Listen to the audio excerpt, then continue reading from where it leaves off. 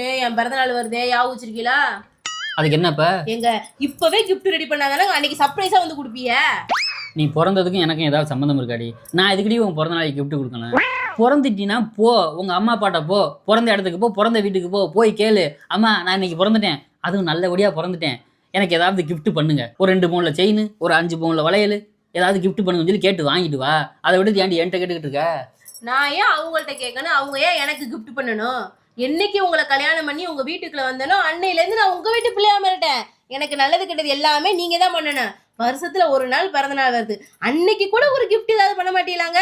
பிறந்த நாளுக்கும் ஏங்கன்னு வந்துரு, புகுந்த நாளுக்கும் ஏங்கன்னு வந்துரு, புருஷன் கூப்பிட்டா மட்டும் வராத. அறுக்க தெரியாதவனுக்கு 52 கற்கருவா கேக்குதான். கல்லில் அடிச்சா அது காயம் காயம், சொல்லில் அடிச்சா அது